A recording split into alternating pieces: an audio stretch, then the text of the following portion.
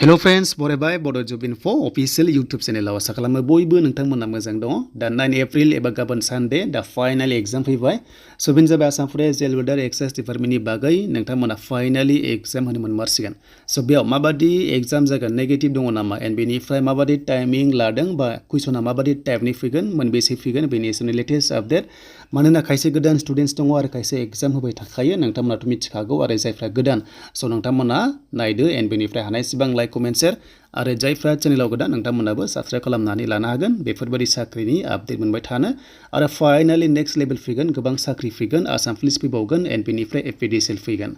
सो बिदिब्ला जों फैबाय अफिसियेल वेबसाइटआव एडमिट कार्ड नोंथांमोना डाउनलड खालामदो बे एडमिट कार्ड पर्टेलाव सो नोंथांमोना बे लिंकआव थुनाय लोगो लोगो एडमिट नोंथांमोनाहाय डाउनलड खालामनानै लानो हागोन सो खायसे टेक्निकेलि इसुनि थाखाय दाखालि एडमिट मोनखादोंब्लाबो खायसे एडमिट डाउनलड खालामनो हायाखै सो बेखायनो दायो सोलिगासिनो दङ सो नोंथांमोना एडमिट डाउनलड खालामदो एन्ड बेनिफ्राय काट अफआ एक्जेक्टलि बेसेबां थांमारखो दासिमबो पाब्लिश खालामाखै आसाम पुलिसा सो बेखौ होयोब्ला जोबोर मोजां जायोमोन मानोना खायसे गोजौआवबो मोनदों आरो खायसे गाहायावबो काट अफ मोननाय दङ सो बे जियानो जा एन्ड बेनिफ्राय नेक्स्ट लेभेलाव जाहाथे काटखौहाय जाहाथे आपल'ड खालामो आं बेखौ आसा खालामबाय एन्ड बेनिफ्राय फैदो दानिया एडमिटआ माबादि जागोन एग्जाम माबादि जागोन जों दानिया नायनोसै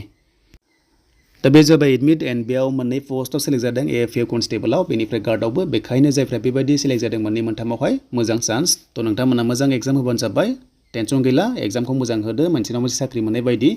एन्ड बेनिफ्राय एग्जाम टाइमा जाबाय 10 AM निफ्राय 12 सिम 2 घन्टा एग्जाम मोनगोन आरो बेयाव एग्जामाव नेगेटिभ मार्किं गैया जि हाय नोंथांमोना एटेम्प खालाम कुइसनखौ मोनसेबो ब्लेंक खालामनाङा एन्ड बेनिफ्राय एग्जाम हलाव 20 मिनिट सिगां हाब जाहाथे नोंथांमोनखौ सोयोब्लानो हाबबानो जाबाय एन्ड बेनिफ्राय मा लांनांगोन फार्स्टआवनो नोंथांमोना नैबे एडमिटखौ लांनांगोन आसाम पुलिसनिखौहाय एन्ड बेनिफ्राय ID proof PAN card Aadhaar card भटार आइडि जायखिजाया मोनसे लांबानो जागोन एन्ड बेनिफ्राय स' नोंथांमोनाहाय माखासे लांनांगौ एबा लांनाङा बेखौथ' मिथिखागौ जास्ट एडमिट कार्ड लांफादो बेनिफ्राय पासपर्ट फट' लांफा जाहाथे बियोबो होनो हानाय बायदि आइडि प्रुफ लांफादो बेनिफ्राय ब्लेक पेन नोंथांमोना इउज खालाम ब्लेकआ साबसिन जायो जेबो प्रब्लेम गैया एन्ड कुइसना नोंथांमोनाहाय मोनब्रै ABCD पार्ट्स मोनगोन बेखौ जाहाथे गासैखौबो बोलाना नायो बा नायजोबो जाहाथे थाबै बायदि एन्ड बेनिफ्राय गासैखौबो एन्सारखौ होनो नाजा मानोना नेगेटिभ गैया अके स' बेखायनो मोजां होबानो जाबाय एन्ड कुइसना गासै 100 कुइसन फैगोन 100 माल्टिपल चइस टाइपनि कुइसन फैनाय जागोन जेराव नोंथांमोना माखासे साबजेक्ट मोनगोन इंलिश मेथ्स बेबायदि मोनगोन हमना ला कारेन्ट एफेयार्स जिके जास्ट एग्जाम्पल एन्ड बेनिफ्राय मोननै हाबासो 1 नाम्बार मोनगोन बेखायनो